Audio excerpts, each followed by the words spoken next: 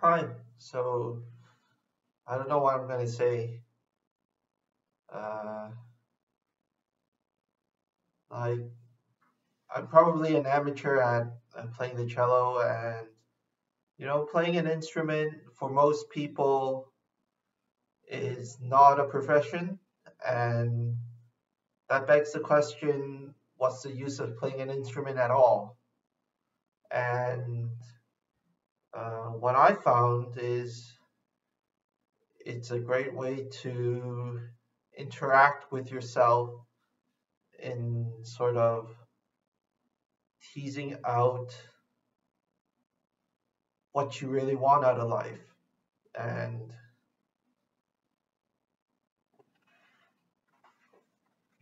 recent challenges, um, okay, here's the thing. I I wrote down a list of behaviors that I know I have, and I'm roughly halfway through it. And for some reason, after doing forgiveness on the behaviors one by one, and I'm halfway through it, and I don't feel the impetus to keep going. And the next one on that list was the point of not winning at all. Yeah, not winning at all. And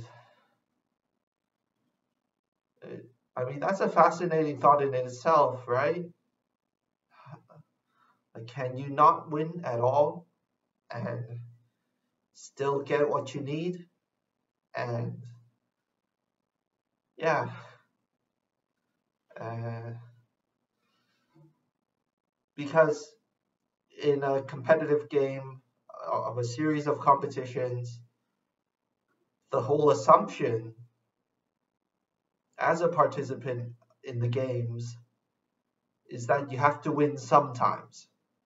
And there's like a silent agreement between everyone that everyone gets to win sometimes. And, you know, that reminds me of how, like, this world, this, not exactly this world, but this human society of which I'm a part of is like gangs within gangs, and it's mob rule. Seemingly, it seems like it, apparently, and yet there are like certain principles and guidelines through which these groups have no choice but to operate within. Principles like what is best for all and what is best for humanity as a whole group. So you have like transnational transnational companies like Panasonic and I don't know, McDonald's and Starbucks, where they fulfill a need, let's say, and they do that without meddling in the affairs of the political and without meddling in the affairs of people and adding value to people's lives rather than subtracting them. And I mean, there's something to be said for not meddling with big corporations and somewhat supporting them, somewhat supporting them to change their bloody ways, let's say. And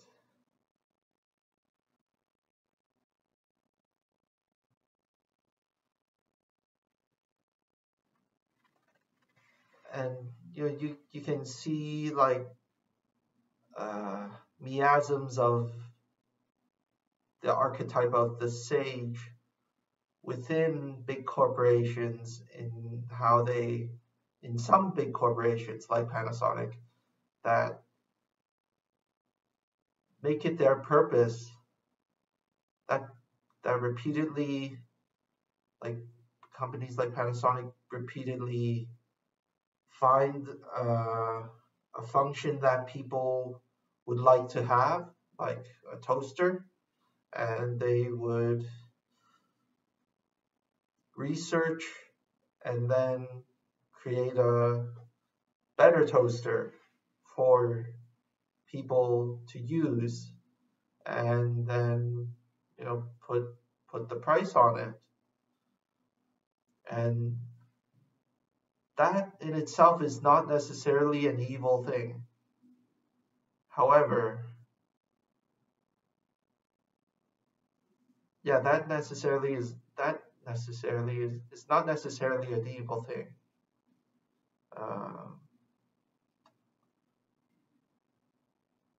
Even the price tag on each product is not necessarily an evil thing.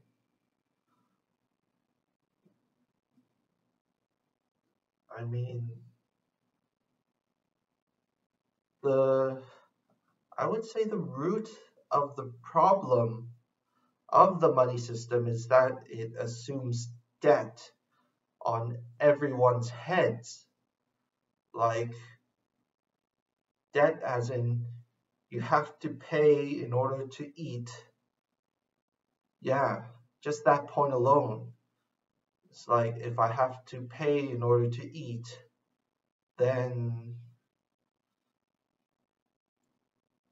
the person who's giving me money can control me through what I eat, right?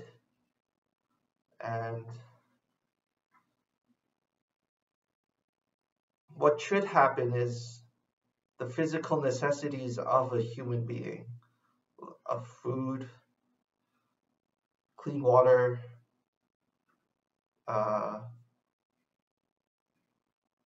shelter, those things should be provided for free. But in the working with the obsessions of humanity, including myself, it is relevant to express this sentiment of our physical necessities for clean air, water, food, shelter, to express these in money, to put a price on it and make sure everyone can pay the price. I mean, that's what it means to make an inclusive system, rather than the system we have now, which emphasizes exclusive and glorifies it and glamorizes the exclusive as if it's something to be proud of. Even those that don't have it, they look at it and feel proud of themselves. It's like, but it's the people that have all the money to buy all these exclusive things. They're taking it from you who can't afford those exclusive goods and services. Like, they took your birthright from you through a spiritual contract that life is not the real value. Glamour and fame is apparently the real value. Like, the way I say it, it's so obvious, right? Life is supposed to be the only real value that upon which everything should be built around. But this current system it's kind of reverse. It's like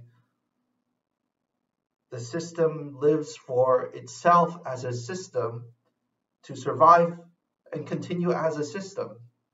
And what we have seen in these past 150 years is human nature has deteriorated. People's good faith in each other, people's conduct towards each other, especially towards strangers as neighbors, that sort of conduct has deteriorated to such an extreme extent that when people interview other people from the wild, let's say, they are so paranoid and and they're so paranoid and try to read into every single little thing you say and do. And it's not an ideal situation, is it? And meanwhile, we see our picture reality evolving and seemingly becoming more shiny, more more glittery, more glamorous. But meanwhile, it's like the opposite. It's we're creating goods and services that satisfy the eye, the eyes, the eye, and neglects our bones and neglects our appetite in terms of what fills our bellies. And that has consequences that we're sort of seeing now in terms of people being isolated and fighting their own internal battles to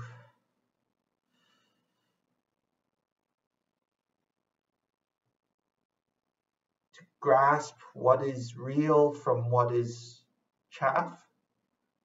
And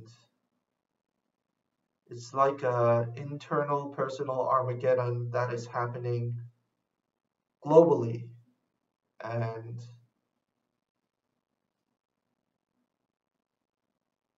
I suppose it's appropriate because um, I suppose it's appropriate because this world is like our ultimate test of our character. It's like temptations pop up everywhere, and you see crossroads everywhere. Crossroads implying a choice, and the experience of the road.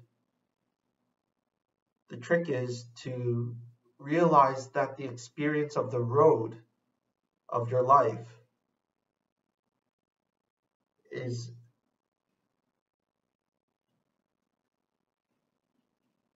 to exercise your choice to choose what is best for everyone, because that is commonsensically the best choice of all time, and therefore timeless, is the timeless choice that notable characters throughout human history have chosen to varying degrees. And you see what is great about them is not because they're particularly clever or intelligent, is that they were resolute in articulating what is best for everyone. People like Martin Luther King, Malcolm X, Bernard Pullman, Lao Tzu, they they force they were forced to be resolute in articulating what is best for everyone, and then they walk the path, even though they know there is going to be resistance and whatnot and conflict. They chose what is best for everyone, and therefore they committed themselves to living that seemingly rocky path. But the smoothness of the path is in having no inner conflicts about what you've chosen, because that's the trick. The trick is whenever you choose something that is not best for everyone, of which there are millions upon billions of variations of what is not best for everyone. When you choose that, there's always that sneaking voice in your head, in my head at least, it that reminds you, hey, you've not chosen what is best. This could bite you in the ass one day. Just like how my childhood, where I did not choose what is best for everyone, how the knots came to tangle myself, how the chinks in the armor proved to be my downfall, and the self-doubt really felt real during